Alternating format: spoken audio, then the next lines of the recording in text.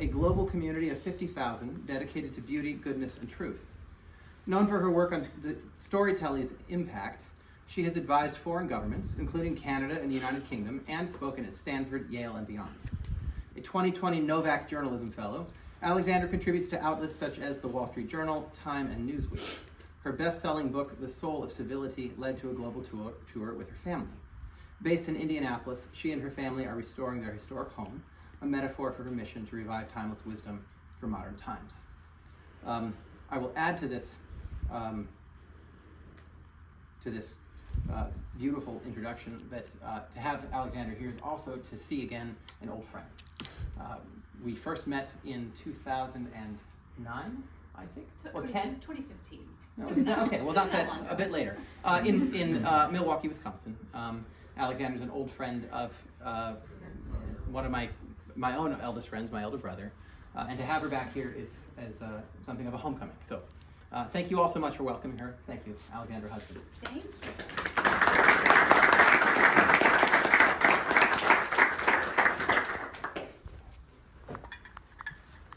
Hi everyone, my name is Lexi Hudson, and if you can't hear me from the back, I invite you to come a little closer if possible, because I woke up a little under the weather this morning, and I fear I might have to cut the conversation a little short to go to Q&A so I can hear more from you and to give my voice a little bit of a break. So I do apologize for that, and it's a pleasure to be with you all here today. As Jason said, my name is Lexi Hudson, and I am passionate about the way that ideas and storytelling can change people's lives. There are two really important things about my upbringing that are relevant to why I wrote this book and why I'm so grateful to be kind of intellectual fellow travelers with people of the Hillsdale community. One is that I was raised by Judy, the manners lady. That's my mom right here in the front row. Really thrilled to have her here, along with my son, who is 4 months old, sleeping in the bassinet over here, and my two children who are back at our Airbnb with our au pair, Percival James and Sophia Margot, and our Sebastian John. My mother is called Judy, the manners lady. Imagine being raised by the manners lady. I was raised by a woman who is unbelievably gracious, hospitable, embodying true civility, and she was also very attentive to social norms and social expectations. I remember growing up, she would teach us how to set the table just so, forks here, knives here. She would teach us how to greet people, shaking hands, look people in the eye. And for those of you who know me here, it might not surprise you to discover that I am constitutionally allergic to authority. I hate rules. I hate being told what to do. Every time I walk through TSA, I recoil and look for rules to break. But I remember always asking my mother, why do we do things the way that we do them? Why are we setting the table this way? Why are we using forks and knives at all? We greet this way. Why some people greet with a bow? Why do we do things the way we do them? And her answer is, this is just the way we do it. Never quite satisfied me. So this book is kind of a lifelong querying about along this line of reasoning about why do we do things the way we do them? What are our social norms that are conducive to the good life and the life well lived? The second facet of my childhood that's relevant to why I wrote this book and just part of who I am is that I was raised by two intellectually omnivorous people. My parents are both very formally educated, multiple graduate degrees, and my father has 3 masters and a PhD, but they were passionate about lifelong learning. They knew that that learning didn't just happen in the classroom, that learning was a way of life. It was a way of engaging with others with a fundamental sense of wonder and curiosity about the world around you. So my father, my parents love the Western canon, but they were also very, very, very curious about other traditions, other thoughtful people. They were curious. They were passionate about questions of origin, purpose, and destiny. Who are we? Why are we here? What is the best way to live? And these are kind of the foundational questions that all of us, every human being without exception, ought to ask and answer for themselves to be considered truly educated. And that's a privilege that you each have being at an institution that knows that and values that here at Hillsdale. So manners lady and lifelong learning, those are two kind of core tenets of my life. I questioned a lot of the tenets my mom taught me about the rules and the ways and means of politeness, but I generally followed them because she promised they would lead to success in work and school and life. And she was right. Until I found myself at the United States Department of Education. I was in government, federal government, 2017 to 2018. And when I was in government, I had everything I thought I knew to be true about myself and the world around me, and my confidence in basic decency and politeness shaken and questioned. I went in bright-eyed, bushy-tailed. I couldn't wait to have a small impact in making America's education system just a little bit better. And I was utterly disillusioned by what I discovered. There were two things that left me very disillusioned that kind of correlate to why I wrote this book, and those two things that I shared with you about that are significant to my upbringing. One is that there was this, I was astounded to discover that there's this kind of hidden secret, and one of the best kept secrets in America is that, although it's probably not a secret here, that the United States Department of Education doesn't actually care about education. They didn't care about education, at least how I had been educated, maybe how many of you have been educated. They didn't care about beauty, goodness, and truth. Education is soulcraft, as cultivating our desire for the true, the good, and the beautiful, and our capacity to learn and know and grow and to fundamentally cultivate our humanity. They cared. They're a massive bureaucracy that cared more about pulling bureaucratic levers and moving federal funds than about cultivating that which was most noble in us and relegating that which is base in us. And that was deeply disillusioning for me. It was a very challenging experience for me for a year of my life. As someone who had gotten lots of gold stars and scholarships, went to good schools, all of a sudden I was asked to, and I had a lot to contribute. I couldn't wait to contribute. I was asked to sit in a windowless office for a year of my life and be a body in a desk, and to be content filling out my timesheet, taking home my paycheck, and not ask questions. Just don't shake the boat, just be inside this box for a year of my life, which was utterly soul-crushing. I was also deeply disillusioned by my time at the U.S. Department of Education because of how utterly toxic it was. It was so dispiriting. And I've come to realize that my experience in government was a microcosm of the deep divisions in our world and our country right now. When I was in government, I saw these two extremes. On one hand, there was a contingent that was bellicose and hostile. These were people with sharp elbows. They were willing to step on anyone and steamroll anyone in order to get ahead and get what they wanted. And there was another contingent. This contingent was polished and poised and polite, and I thought, these were my people. But these were people who would smile and flatter me one moment, and then stab me and others in the back the next. And that really disillusioned me, because one thing my mom had said to me growing up was that manners were important. Manners mattered because they were an outward expression of our inward character. And yet here I was surrounded by people who were well-mannered and polished, but ruthless and cruel. This experience led me to two important conclusions. One, that these two extremes, bellicosity, hostility, and politeness, they seem like polar opposites, but they're actually very similar. Both emerge from a fundamental problem that insufficiently sees the beauty and value and the gift of being human. The hostile contingent sees others as pawns to be steamrolled and bullied, and the polite contingent sees others as pawns to be manipulated and discarded the moment they no longer serve their purposes, but neither have a sufficiently high view of the dignity and irreducible moral worth of being human.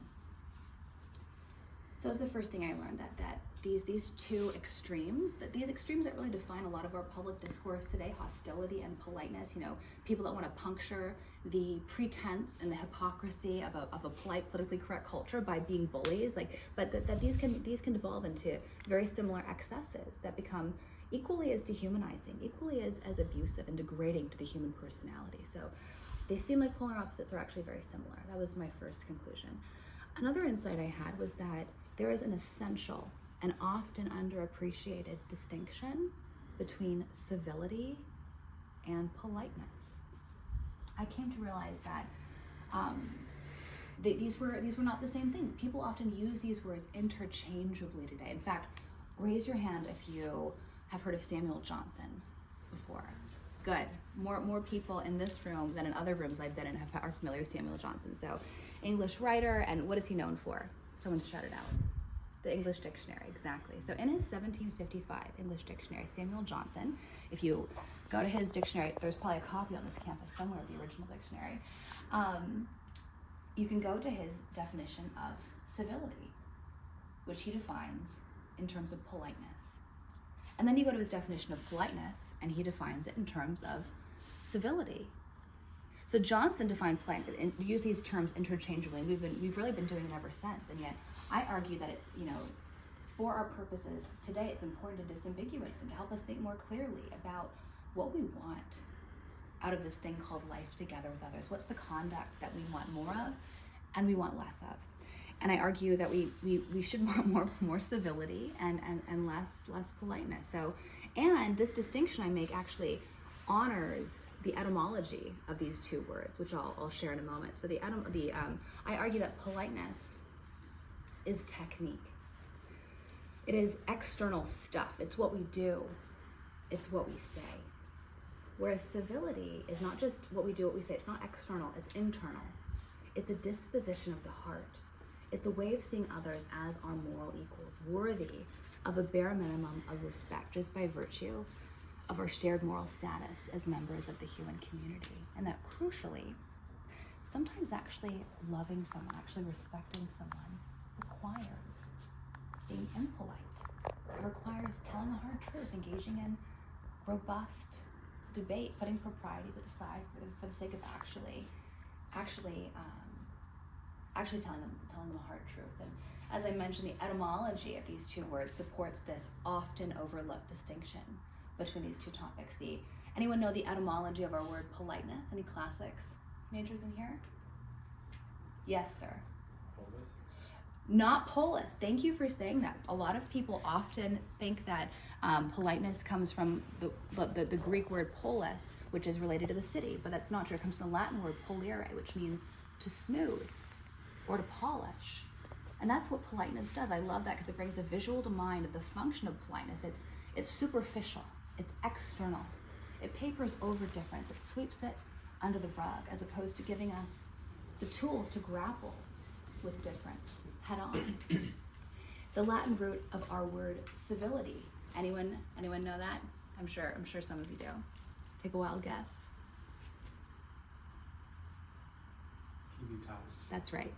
The Latin root of our word civility is civitas, which is the etymological root of our words citizen, city, civilization, and as I mentioned, civility. And that's what civility is. It's the disposition, the mores, the habits, the conduct befitting a citizen in the city, which especially in a democracy like our own requires more than just politeness. It demands robust debate about different held visions of the good. In fact, democracy is premised on disagreement. The goal is not to eradicate difference. It's to peacefully coexist, perhaps even thrive in light of difference, which is why civility is indispensable to a free and flourishing society and democracy. My book is about, and this conversation is about the most important question of our day, which is how do we flourish across deep difference? How do we peacefully navigate life together amidst competing visions of the good? Actually, in 2024, it was a historically high watermark for democracy. Half the globe went to the polls.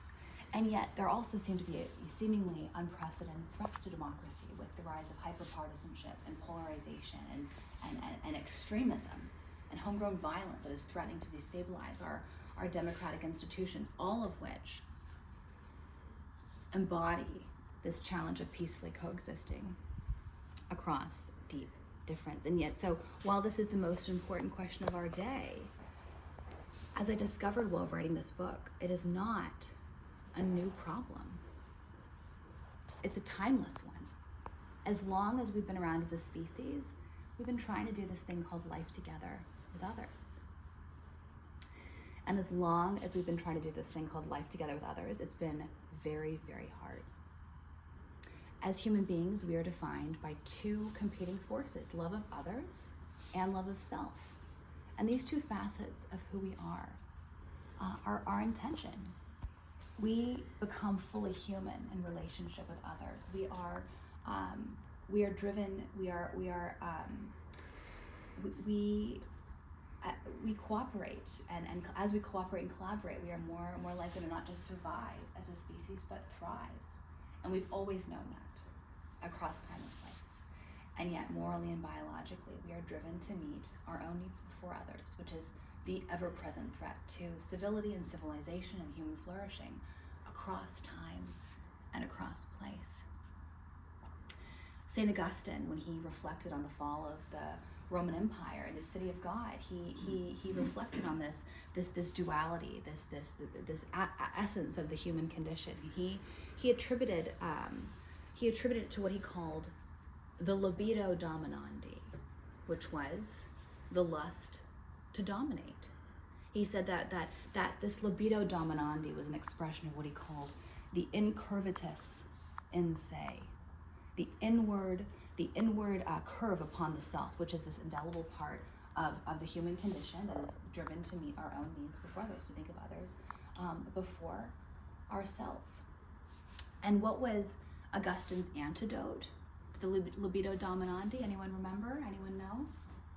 Jason, Augustine scholar back here. It was the liberal arts curriculum. It was exposure to beauty and goodness and truth, to order our loves, because the libido dominandi was fundamentally disordered loves, and the ordo amoris was the antidote. The libido dominandi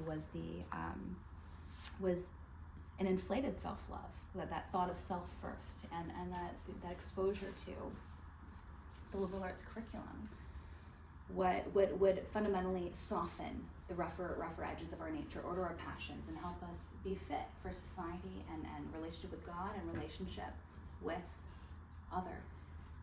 So timeless problem, and classical education is a part of the timeless solution. Another one of my favorite unsung heroes of history, but also civility, also recognized this.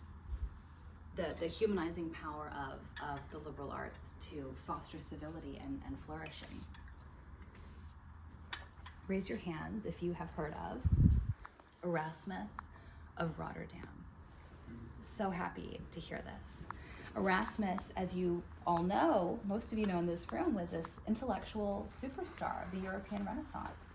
He was the most coveted dinner guest in all of Europe. He left his home of the Netherlands at a very early age and basically never stopped moving, never stopped traveling from court to court, kingdom to kingdom across Europe to tutor princes and princesses in their homes. And he was, and I love his story for two reasons. One is he is a unsung hero of moderation.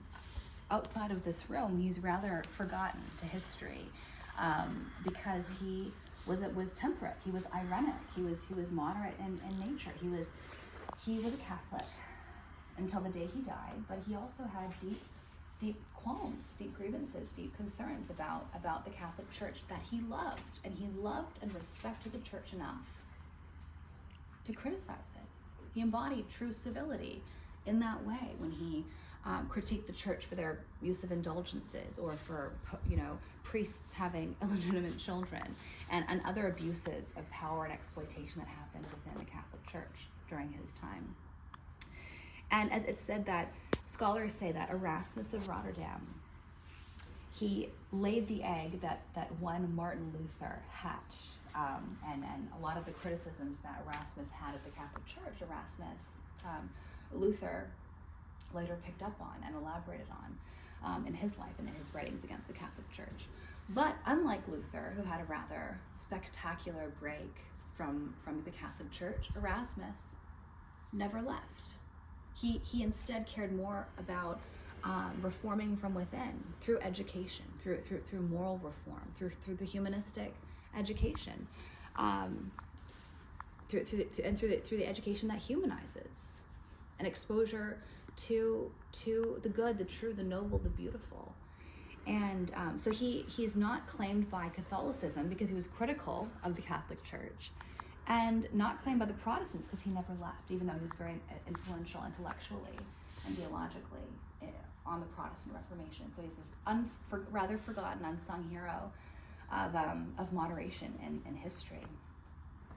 But I love Erasmus because he illustrates that the timelessness of civility as the antidote to our cruel, savage, inhumane times that we live in now. Because thoughtful people like Erasmus across time and across place, from the oldest book in the world in ancient Egypt to the Middle East, to the Middle Ages, to ancient Greece and Isocrates, who was the Miss Manners of the Greco-Roman world, to Daniel of Beccles, who was the Emily Post of the Middle Ages, to Erasmus. He knew that civility was a fundamental reorientation of our loves and priorities, thinking of others alongside of ourselves. It was the art of human flourishing. It was the bare minimum of respect that we are owed to others by virtue of our shared personhood and human dignity. And it was more than mere politeness, although more than just going through the motions.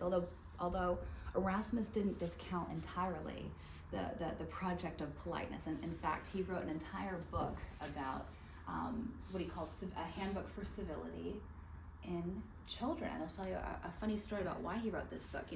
We hear this phrase a lot today, tossed about, unprecedented. And I always laugh when I hear this word unprecedented, because as a student of history, I know that there's actually very little in life that is truly unprecedented, because human history is very long. And one recurring theme I've found in my research on this topic and in being a student of history is people's complaints across time and across place without fail. And we even hear it today about kids these days. Kids these days are always the problem. Society's going to hell because kids these days, just don't have the morals and the virtue and the manners. And so, one day Erasmus was walking in public, and he encountered a youth that greeted him with insufficient reverence and deference. And he threw his hands up in the air and said, "Okay, that's it. I'm writing a book about this. Manners have gone to hell, and so I need to do something here." So he wrote his book, his handbook on civility for young boys or for children, and he dedicated it to one of his pupils, a member of the European royalty. And this is a delightful book that I encourage you all to get your hands on. It's the only book in this genre that I've studied quite a bit of, the civility genre, the etiquette, the historic manners genre, that is categorized by body part. There is a chapter on the eyes. There's a chapter on the nose, a chapter on the proper function of the mouth, a chapter on the hands. And I'll share with you just a few funny ones. Erasmus had a perplexingly strong stance against winking. He was not a fan of winking. He said, do not wink. It is the purview of mythological animals and a tuna fish. Just don't do it. He had a categorical ban on winking. Erasmus, I love this one in the chapter on the hands. He says, he was presciently hygienic for the Renaissance. He before germ theory, he advocated washing hands before every meal, and he says, as you wash your hands and wash, the dirt of the day, so too cleanse your mind and cleanse the pollutants of the mind from your day, and go fresh and clean, have a clean slate, and bring your full and best self to bear on your dinner companions. Like, that's a service that you can do to others, that to cleanse your hands and cleanse your mind, which I thought was just lovely. And I especially love Erasmus's final maxim, where he says, it's such a good antidote to our current moment that wants to blame and point fingers at others that are part of the problem. Erasmus says, readily forgive the faults of others and avoid falling short yourself. And he says that is the wellspring of true civility. Readily forgive the faults of others and avoid falling short yourself. In essence, instead of pointing blame, like, hold yourself to a higher standard. So do go look up Erasmus, read anything and everything he's ever written, including this piece on civility. But he was not alone amongst his Renaissance humanists of having a tight link between the humanistic project of the humanities and of the liberal arts and this project of civility. And in fact, they looked back to the ancient Greeks and Romans before them, which is what the Renaissance project was about, the Renaissance, the rebirth of ancient Greek and Roman culture, and derived they found a lot of inspiration of this tight link between education and civility. In ancient Greece, this concept of paideia was really formative. This notion of education, but also culture, and it was about soulcraft. It was about ordering one's love, so that people could bring forth their best to the public realm. And related to that concept, the concept of paideia was this Greek word philanthropia. We know it today as philanthropy, but as the Greek etymology suggests, philo and anthropos, it's love of humanity. That's what the educational project was about. It was cultivating a fundamental respect for our fellow persons, our fellow man, and as we cultivate a love of the gift of being human in ourselves and in others. That's the stuff of the good life, and that is exactly why I refer to my book as a humanistic manifesto. Extolling the gifts of being human. That is an antidote to these deeply dehumanizing times that we find ourselves in now.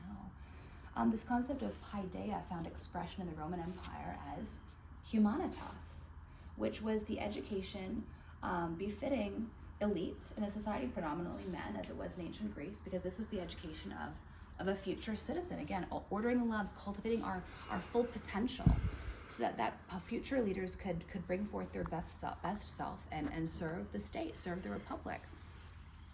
And then, of course, as I mentioned, the humanists look back to these two eras, these eras of the past, and found inspiration to revive these ideas, this concept of the liberal arts, of the humanities, and created a tight link between this pedagogy, this approach, this well-rounded education, this extolling and cultivating the fullness of our potential, and creating a tight link between that and civility, and it unlocked this unprecedented amount of human flourishing and potential and artistic, creative, literary, philosophic genius during especially the Italian Renaissance, but throughout Europe as well.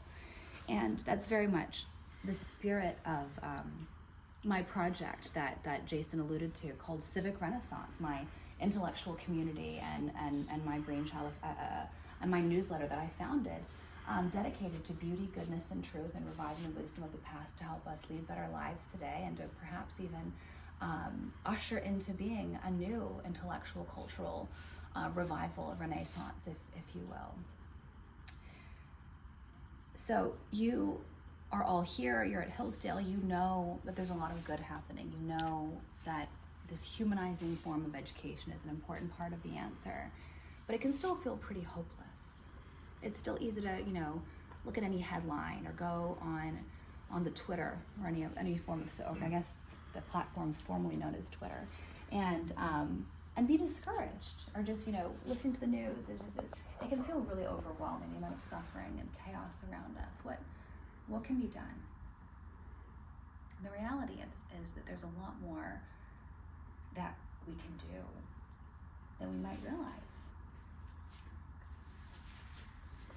I learned this firsthand when I came home from work one day when I was at the U.S. Department of Education. I said to my husband, I'm done with toxic politics.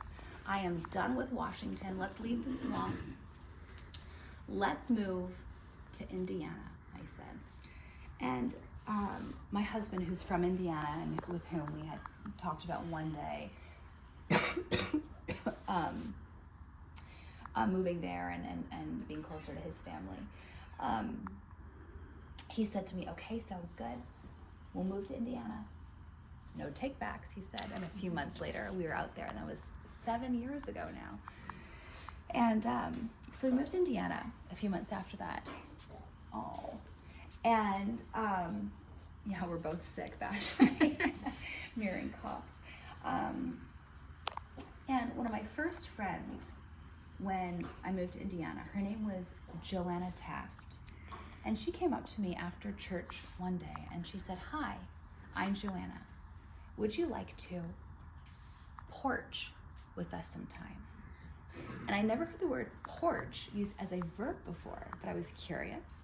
And we didn't have any friends in Indianapolis at that point. So we went to her home that afternoon, and she had this beautiful, historic home with a great big front veranda. And what I saw on Joanna's front porch that day was a quiet and subversive revolution that she was staging against our atomized and divided status quo. On her porch, she had curated people across geography, politics, race, class, not to have these structured dialogues across difference, but just to coexist in a shared environment in a way that is increasingly rare. It's just a fact of modern life that we can very perfectly curate our existence, and we don't have to be around other people that we don't want to be around, either virtually or in person. That was what was very revolutionary about what I saw on Joanna's porch that day. And this was her quiet revolution of saying, I can't control what's happening in Washington, who's president, or even what's happening down the street at City Hall, whether my roads get paved or plowed. There's so much I can't control around me, but I can control myself. And I'm going to choose to make my community better and stronger and more beautiful. Since I've been on book tour, my book came out October 10th of last year. And I have been with my mom and my kids and my husband, over 60 cities and 5 countries. And I've met porchers across the country who are doing the exact same thing. People who don't always have a physical front porch, but it's not about the porch. It's about having the disposition of civility, of choosing to transform outsider to insider, as Joanna had done to me, seeking people out across these differences to bring them into your fold, and stranger into friend, and using what you do have, front porch or something else, to reweave and heal our social fabric. I've met people with docks, on their front stoops, or hosting supper clubs, or on their front lawns, that people inviting people to convene and to share space. And to just be people, to just be fellow citizens, and to reject the labels that the world wants to assign our value to, our fundamental value to. And I've met people across the country, across the world, who are doing the same thing, saying, I can't change the world, but I can change myself. And there's tremendous subversive power in that. And there's also a remarkable historic symmetry. There's this great line from Mark Twain. He says, history doesn't repeat itself, but it rhymes. And Joanna, in doing what she's doing, was rhyming with an intellectual predecessor unknowingly. When Marcus Aurelius was emperor of Rome, he endowed 4 chairs of philosophy. Anyone know what they are? For the Aristotelians, he endowed the Lyceum. For the Platonists, he endowed the Academy. For the Epicureans, he endowed the garden. And for the Stoics, he endowed the Stoa. Anyone know what the Stoa is or means? The porch. And the Stoics flourished during a time of similar existential chaos in the Roman Empire. There was plague, there was pestilence, and Marcus Aurelius presided over war and chaos and sickness and illness and division. And he was very influenced by Epictetus and the Stoic philosophy, and Stoicism really thrived in this environment where people said, I cannot change the world, but I can change myself. And I'm going to choose to cultivate my own little garden and make my little corner of the universe better and stronger and more beautiful. And there's great power in that. And so it might feel hopeless when we look out and externalize blame and just see the chaos and the magnitude of suffering in the world around us. But that's exactly the moment to look inward and look around us, the people immediately in our vicinity, and saying, who can I bless? Who can I reach out to? Who can I get to know? Who can I truly see and know and love in my immediate vicinity? And there's great power in that. We know we're living in a crisis of division, of alienation, in the wakes and rise of these deaths of despair. There's a crisis of loneliness. And this crisis of loneliness, this crisis of lack of hospitality and friendship and civility. This is not anything that any president or governor or state representative or mayor or city council person can snap their fingers and alleviate.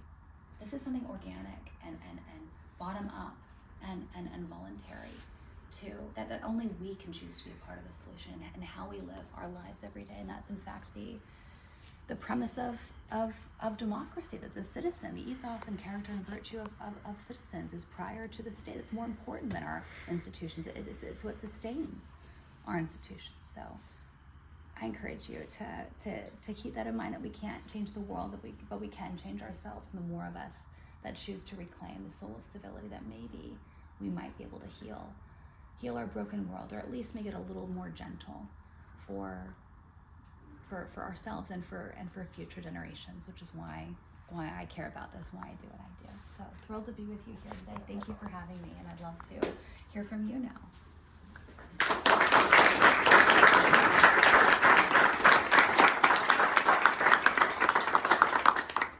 few moments for some questions. Great. So feel free to raise your hand and you can stand up when you ask your question.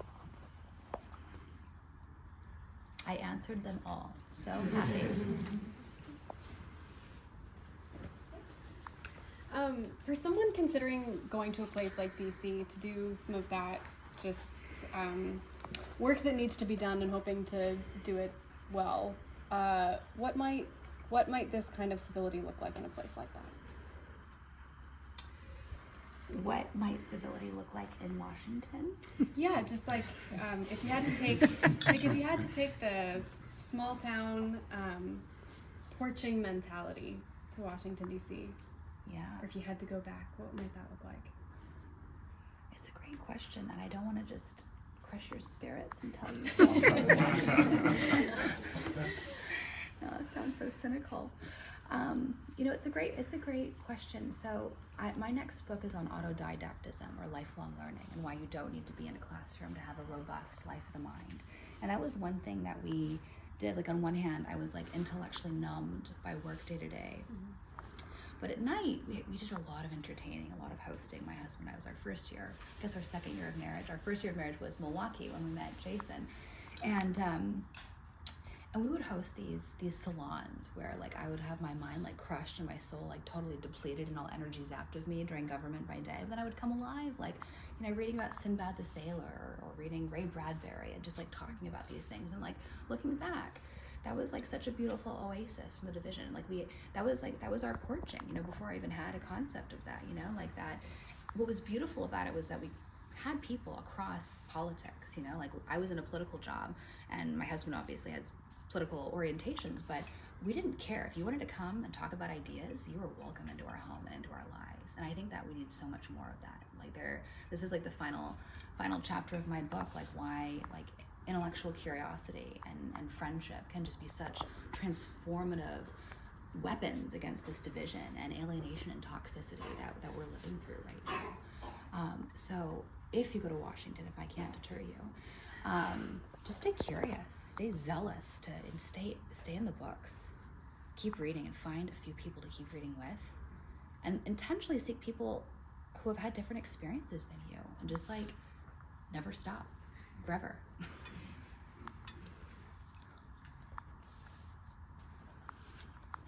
Yes, sir. Yes. Other than your porch story and your travels of 65 plus cities and countries and so forth, are there any instances or experiences that you've had that give you particular encouragement about what you've researched and what you're seeking? Any other insight that you've run across that gives you encouragement in humanity? So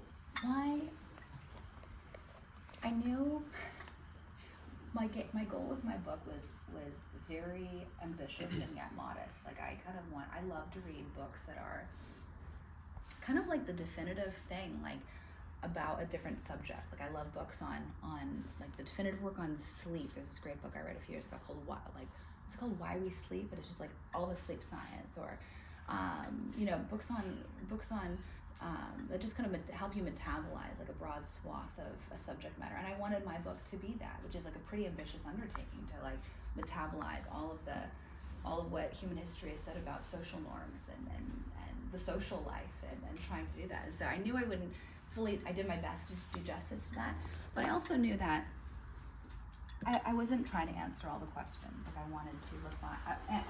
I wanted to refine the questions and to help people think more clearly about these questions, and not give people pat didactic solutions. And so I share that with you because one thing that came up time and time again in every virtual online event that I did, it might sound very dispiriting, and it is, but I'm encouraged by it because people recognize it's a problem. And I think it's like the first step of recovery. It's like recognizing you have a problem is the first step to resolution. So time and time again in every single conversation I had with people, they would ask me, what do I do about this person I love who has this crazy view? And I bet there's not one person in this room who hasn't felt the political division at our national level strain our personal relationships. Like this, unless you're very lucky and privileged, but there is very little that is unprecedented. I think in human history that does, I think, seem new. Just the way in which politics has affected and invaded our personal lives and strained and even severed, in some cases, personal relationships, lifelong friendships, family members, ending things with ending family and connection with family members. That is tragic, and that's not how it should be. And I am working on a book that speaks exactly to this issue, which is, I think, a crisis and a toll of our political division that no one is talking about. It's easy to keep an academic distance and about the polarization crisis that's destabling our institutions, but we're breaking. Many people are just so broken internally because politics has become this unconsuming thing, the predominant prism through which they see the world, and it's causing them to, in an era that is already so alienated and alone, alienate themselves even more. It's just, and so why I'm encouraged by that, though, that might sound counterintuitive, but it's people recognize that's not how it should be. The good life is not life alone. The good life is life in relationship and harmony. And I think the human soul, it yearns for reconciliation. It yearns for wholeness. And so if we have a severed bond with a loved one, we crave at a deep kind of cellular level to be whole and to have that restoration. And so I think that the longing there and the sadness there, I think that is pointing us in a positive direction that I personally take a lot of hope in. One more question over here. Thank you so much for your talk. For some context, we have a class in philosophy of enforcement and media ecology, and so such matters have been on the fly leaf of my mind, and I just have to ask, have you had a chance to reflect on media and the advances of this medium of communication and how that has maybe led to some degradation of a culture of civility? Yes, absolutely. The question that was on media. And you know, I have a whole chapter on and first of all, second, third, all of it. Thank you, Hillsdale, for buying books. I think that please take a copy of the book on the way out, and I'd love to sign a copy for you. And I have a whole chapter, I mentioned that because I have a whole chapter on technology and how digitally mediated communication has severely altered how we interact with others. You know, I have a friend of mine, her name is Sherry Turkle, and she's kind of the foremost philosopher of community in the digital age at MIT. And she's kind of an outlier. Like at the Massachusetts Institute of Technology, she's been this notorious tech skeptic for decades. And her new book is like utterly terrifying and fascinating that she's working on right now. It's about how artificial intelligence is not neutral. Like it's fundamentally changing our humanity and who we are, in that how we spend our time, everything that we do and say, every moment of our time is formative. It forms us. So just how we engage with these new technologies is changing who we are as human beings. And what she's specifically looking at is the prevalence of people who are turning to artificial intelligence for their most intimate relationships in their lives. People who are choosing to date artificial intelligence or choosing to seek a therapist who is AI instead of a real therapist or a real significant other. Why? Because life with others is hard. It's vulnerable. But you don't have to be vulnerable with a computer who will never reject you. And that's the implications of that are astounding and multitudinous. And I don't talk too much about artificial intelligence, but happy to riff. It's like on everyone's mind these days. But one thing I do talk about, like with all of these things that are happening around us, all these trends, all these like terrifying things. Do you guys read Candide? Is that part of the core? Should be. Go read Candide. It's just a 100-page novella by Voltaire reflecting on the problem of evil in our world. And Candide has seen the most atrocious things, people suffering and dying from earthquakes and other tragedies. And when he and Pangloss, Candide and Pangloss, the end of Voltaire's novella, what's the answer to the problem of evil? We must cultivate our garden. That is the answer. It's a very porching, stoic mindset in a way. And I advocate for this idea of cultivating one's garden, one's digital garden. And I use the example in my book of Civic Renaissance, my newsletter and publication, that it's 50,000 people, which is a drop in the bucket compared to the billions that are online. But that's what I have. That's what I've chosen to nurture and invest in and cultivate. That I can't control how every social media user, what they reshare, what they comment on. It would be asinine to try and do that. Literally the recipe for madness to try and change people's minds on the internet. Never have an argument with anyone on the internet.